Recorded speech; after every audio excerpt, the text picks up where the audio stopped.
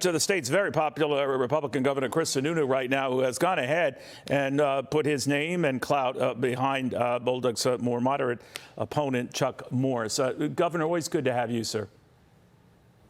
Good to see you. What do you make of this? I guess it would be considered the populist wing of the Republican Party versus, the Trump, back part of that, and the more moderate candidate you seem to be endorsing here. Is it as acute as it is in other states? How would you describe it? Well, look, there's a five-way primary because there's a lot of candidates that can definitely beat Maggie Hassan. Now, I've put my emphasis behind Chuck Morse. He has clearly the best shot at beating her. He's the most results-driven. He's done more for the state of New Hampshire and understand how this stuff works. And so we've put our emphasis behind there, and I think he's going to win tomorrow, to be sure. But understand that Senator Hassan is just that bad that everybody wants to fire her. I mean, that's the truth. I talk all the time, the fact that she spent $35 million so far and her approval number hasn't moved an inch. She didn't show up for 5 years. Folks want her gone, but we can't take anything for granted. This is New Hampshire. You got to fight it all the way to the end. And again, we'll see kind of what happens. But, you got to put forth the candidate with the best shot at winning in November. If you don't win in November, you can't govern if you don't win, right? So you got to put forth the best candidate with the chance to win in November. That's Chuck Morse. Well, a lot of Republicans thought that would be you, Governor. They wanted you to run up for this position. You opted not to. Any regrets? Oh, goodness, no. Look, the fact, if it was just me that could beat her or something like that, that might be a different story. But we have a lot of other candidates that can beat her. I think Chuck's going to definitely do it. And I can protect the interests of New Hampshire. Governors can protect the interests of their states against administrations like this. Far better as a governor who makes decisions, 100 decisions a day, as opposed to just being in the Senate. The Senate's important. It has its role. But when you're looking at the EPA regulations that are coming down, how it's impacting our ability to develop the strength of our economies, pushing off inflation, all of those solutions and those opportunities can be created by governors at a localized level. So, no, New Hampshire's best with me right here as governor, and I'm very confident we're going to have that 51st or 52nd Republican when we beat Maggie Hassan in November.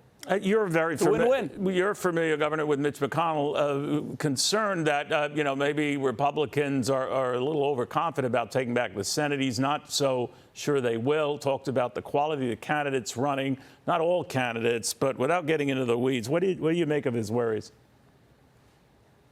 Look, I think some of the candidates over the summer months in Georgia and Pennsylvania and a few others weren't polling as well as we would have liked to have seen. But at the end of the day, I mean, we should be concerned. As someone who's run for office a lot, you always got to run like you're 3 votes behind, right? That's what you got to do to put 110%. But at the end of the day, folks in November are going to make decisions based on those electricity rates, those gasoline rates, those inflation things. Those types of things hit people at the kitchen table every day. And they are party agnostic, and people are really fed up. And here in New Hampshire, you even have Democrats now quickly panicking and trying to turn against the administration to show they're bipartisan in some way. The fact of the matter is Senator Hassan hasn't been involved for the last 5.5 years. Where was she? Only when she needs to start running again does she start, pushing back to show some type of centrist attitude. But at the end of the day, at least in New Hampshire, our voters are very smart. They know what's happening to their families. They know what's happening in their communities, and they're going to vote for that type of change. I mean, I think we can all agree, Neil, we all want Washington to change. Everybody across the country wants Washington to change. So why would we keep sending back the same people? You got to bring change to get it. Governor, you're a different bird in the Republican Party. I mean that with great respect. Don't get the wrong idea. But you challenge a lot of this fixation the party has had with all things Donald Trump. You're not disparaging him as much as to say that maybe it's not the party of Donald Trump. I think that's what Mitch McConnell was getting at and worried about with some of the candidates that the former president supported and supports now. Do you share that worry?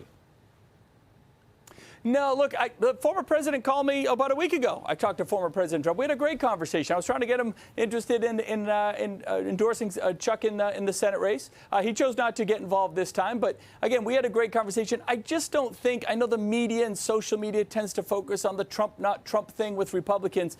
But this race is about what's happening to citizens. Well, you kind of started that, Governor. You had great fun at his expense. It was very funny, and, at this big Capitol Gridiron dinner.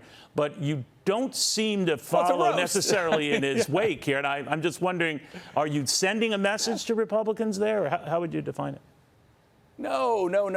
Look, I don't, the only message to send, and this is really serious, the message about 2022 and the importance of it, if everyone's worried about what might happen in 24, who might run for president in 24, let me tell you, we're going to blow it. Republicans have to close the deal with their candidates and their constituents on their races in November of 22. If we do not do that, then 24 ain't going to matter. So politically, you got to stay focused on what's ahead of you. You got to stay focused. And so I know the Trump, not Trump thing and all that. Right. That's not critical for 22, and that's where we need to focus. So you can just tell me, no one else is listening, Governor, did Donald Trump tell you he's running for president and is going to kick off in New Hampshire or anything like that? Well, look, I'm not going to go into details of what I talked to the former president about, but no, look, I can tell you this. I think a lot of folks are going to run for president in 24, but let's focus on closing the deal in 22 in our governor's races, our local races, congressional, Senate. If we do that, then independents are going to galvanize around the Republican Party. Independents will see the confidence when we come together as a party and we don't get split.